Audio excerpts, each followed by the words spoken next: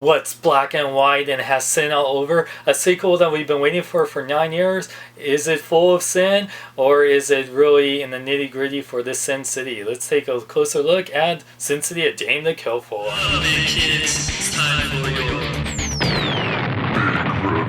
What up, big kids? Here's my big review of Sin City: A Dame to Kill For. Oh wait, before I do this review, there you go. I figured it was appropriate. Anyway, there will be some spoilers towards the end of the review. I'll let you know when I talk about spoilers.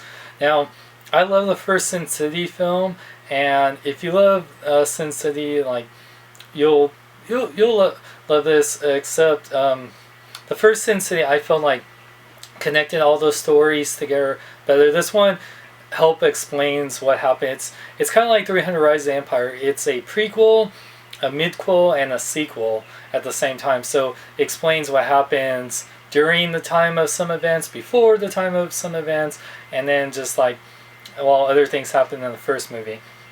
That's great. Well, first off, let's talk about the good.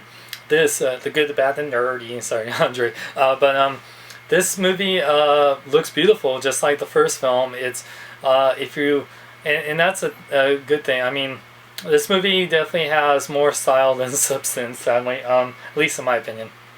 The movie is definitely visually beautiful. It looks just like Frank Miller's Sin City comic, which he also co-directed and wrote this, of course. And there's 4 stories that are somewhat connected, but not really. A Dame to Kill For, which the movie is titled after this. We got Just Another Saturday Night, which was a short story with Marv that opens up the film, and then a long bad good night or something with Joseph Gordon-Levitt's character, and then Nancy's Last Dance, which Jessica Alba. Before I talk about them, so visually looks great. The 3D was pretty good. I didn't say it was mind-blowing, but it definitely looked good, especially for this type of film. Certain parts looked better than others, and yeah, the cast was great for like especially my favorites, Joseph Gordon-Levitt, Mickey Rourke as Marv returning. Jessica Alba did even better as Nancy this time than the first time. I think I thought she was pretty badass. I love Josh Brolin, who, you know, his Dwight was cool. I love Clive Owen's Dwight, maybe a little bit more, but Josh Brolin, I love him, and I love I really love Eva Green as Ava Lord, and wow. One thing I have to say, I love that my fiance Natalie was the first one to say how beautiful she looked, and you know, I always loved her in other films. You know, before 300, Rise of the Empire, I loved her in Casino Royale. I loved her in Dark Shadows, and any movie. I always think she's gorgeous, even though she kind of has this really evil look, and she plays that really good in this movie. And wow, by the way, this film is definitely not for kids. Not only is there a ton of gruesome violence and language, but a lot of nudity, especially from Eva Green, which if you love that, great, but yeah, definitely not for the kids.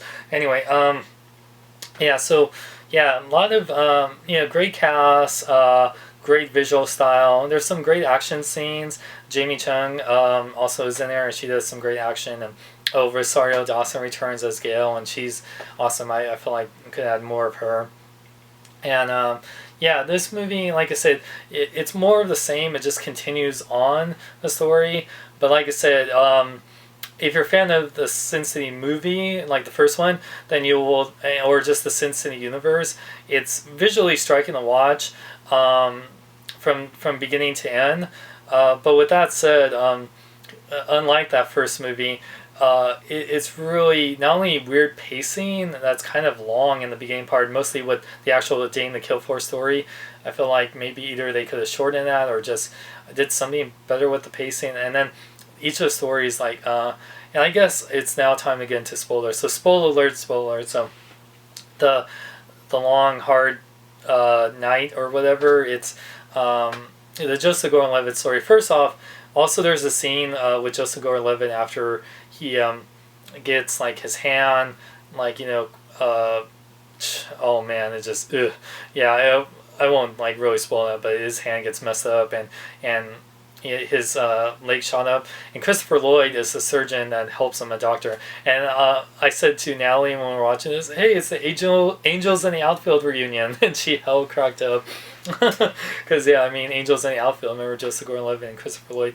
Anyway, but his story, I love Joseph Gordon-Levitt, and that's why I was really disappointed in this film, because I felt his story was wasted. It was just kind of pointless, because he's, and here major spoiler, he's the son of Rourke, you know, the father, the really bad guy in the first film that had the Yellow Bastard. Yeah, he's the father of Yellow Bastard, you know. And his story, I feel like his story was just to show that Rourke is evil, but we know that he's evil. The first Sin City explained it. Even the Nancy's Last Dance story explained. You didn't have to show how more evil this guy is, and everyone in Sin City is kind of evil in a way anyway. But yeah, just the way he just dies, and it wasn't like even the Hartigan like death. It just felt like it seemed like, you know, it just for the hell of it. You know, like when Hartigan died in the first Sin City, I was like, oh no, what? But I felt like, whereas now it's like, oh man, I just want to see him have a happy ending. It was kind of the same way. I want to see Joseph Gordon-Levitt's character have a happy ending, but yeah, in the Sin City universe, no one has a happy ending like Marv. And here's another thing too. The continuity in Sin City is just really weird. So like, Marv dies like in the first movie, but this takes, so if Nancy's taking revenge for Hartigan, and that's like, in the movie they say that's 4 years since he died, and she's still slowly going to despair and madness and, you know, whatever. So how long before like the whole story with you know, Goldie and, you know, Marv taking his revenge, and how long is that? Because I mean, the continuity is just really weird. It's just like, and then I forgot Morton or whatever, the character that was originally played by Michael Clark Duncan. He dies in like the Sin City, but in this film it seemed like he died again. But I don't know. It's just like how Marv, they're both like virtually indestructible. They're like Superman. So, but just some weird continuity and everything. So, I just felt like I wish Joseph Gordon-Levitt was even more of the like they put him as what's it called, as Dwight's character or someone else, I don't know. But anyway, so the film was visually striking. I really you know, by the way, I liked how Nancy did get her revenge, and the way it ends is just like, okay, there we go. But she got her revenge, cool. And like I said, a great cast, a great visual style, but just like the overall story and pacing was just kind of all over the place and wasn't as coherent. And they waited so long for the sequel, 9 years. I mean, I don't know. We'll see. But like I said, if you're a fan of Sin City, maybe maybe you'll buy this on Blu-ray. Maybe see it in theaters on matinee. I kind of wish I did see it in matinee. And at the most, maybe just wait till Blu-ray or Netflix. But yeah, with that said, I give Sin City a 3 out of 5. Yeah, so like I said, it's a little disappointing, but you know, I still enjoyed it for the most part. So check out Repro for cool shirts like this. Check out more at eNewsEye at my website, SeanXLong.com and HugesNerd.net. Like me at Facebook, follow me on Twitter, Instagram, link in the description. I'm Sean Long, may I live long and love life.